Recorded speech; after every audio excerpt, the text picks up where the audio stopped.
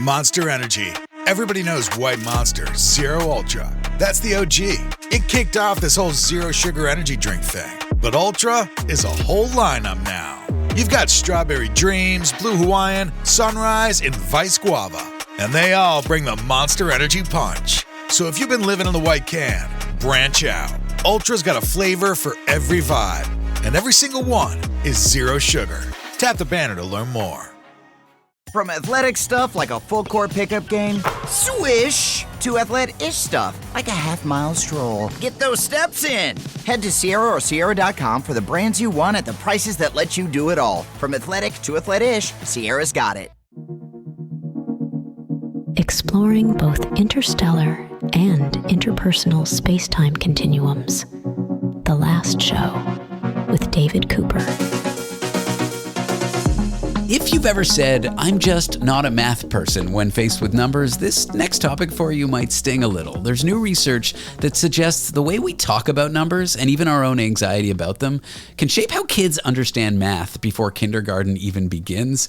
I'm here with someone who's looked into all this. He's a psychology and neuroscience professor at the University of Missouri. His name is David Geary. Dave, welcome to the show.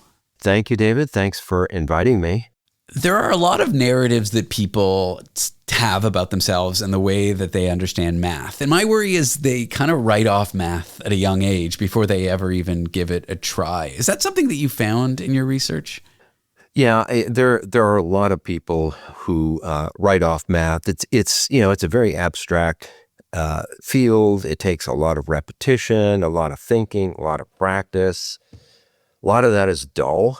So people run into roadblocks, and instead of kind of doubling down on their efforts, they kind of give up on it and write it off and try not to think too much about it. But there's long-term consequences to that. There is, and I think a lot of adults normalize this I'm not good at math narrative, and it can become true for kids. Let's talk about how we perceive numbers in math at a very young age, like a developmental age, even before one becomes a preschooler. Sure. What are some of the ways in which young little kids interface with math? Yeah, great question. So in an earlier longitudinal study, we followed kids through 2 years of preschool, kindergarten, and through the end of first grade. And our goal was to try to identify the basic number knowledge and skills that predict readiness to learn math at the beginning of first grade. Because we know from other studies and other people do as well that if kids start behind, right at the beginning of first grade, they're likely to stay behind throughout their career. So something is going on very early on. So in this first study, we identified the core knowledge that is important for kids to know early in the preschool years. And that's a conceptual understanding of number words. So knowing that the number word 3 represents 3 things, 3 events, or whatever of any kind, and 4 represents 4 things, and so forth. Seems like a simple concept to us, and it is, but it takes kids several years to really learn the conceptual meaning of these number words and then to begin to generalize them. And it's something that chimpanzees can't do at all. With thousands of trials, they just never have that conceptual insight.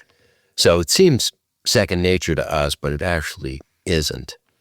So in this first study, we identified that kids who had this conceptual insight earlier in the preschool years had quite a head start at the beginning of first grade. So something was going on even before the kids were entering preschool. So there was variation in kids' knowledge even before then. And all things equal, it would eventually even out. But I wonder if this is like a rich gets richer situation. Like the kids that are slightly better at math at a young age get more fostered. They develop their skill. The teacher pays more interest. Adults don't tell them they're not good at math. And that slight disadvantage can kind of snowball into extreme disadvantage where a slight advantage can snowball into a big advantage. Right. Yeah, it's a rich get richer situation. And the reason is once you understand the quantities represented by number words and later numerals, then you begin to develop a network of knowledge. And it's that network of knowledge that gets you, of number knowledge that gets you ready for first grade. But you can't start until you have this conceptual insight. And so early insight gives you more time to build up this knowledge base before you start school. At the risk of like introducing pop psychology, it reminds me a lot of Malcolm Gladwell's book Outliers, where, you know, kids that are slightly better at sports get more attention, they get fostered, then they become pro athletes, as opposed to kids that have a slight disadvantage because maybe they didn't grow as quickly as their peers. Is it something like that? And if so, what can we do to kind of correct this? Right. Yeah, it is something like that. And so in a follow-up study, we focused on the 2 preschool years, and we assessed kids' number knowledge, counting skills, a variety of other things, standard math achievement. We studied their parents' math achievement, reading achievement, IQ, home numeracy activities, math anxiety, variety of complexity of their talk to their kids when they're talking about quantitative things, a variety of other things. We also looked at classroom factors like in-class behavior, what the kids are getting in schools, in their classroom instruction. In one of the studies, we focused on, okay, we know that some kids are already have a head start before they even start preschool. So they're like 3.5 years old, 3 years, 10 months or so. And other kids really don't know much of anything. So there must be something going on at home that is fostering the development of some kids and not doing much for other kids. And so we did a number of analyses and studies on that. In one of those, we found that parents who were high in math anxiety had kids who were deficit in their number knowledge and basic counting skills and related competencies at the start of preschool. So before they've had any type of instruction, the kids of math anxious parents just weren't doing well. Wow. And it looked like the math anxious parents were avoiding numeracy activities, had low beliefs in their own math abilities, and actually did have lower math achievement.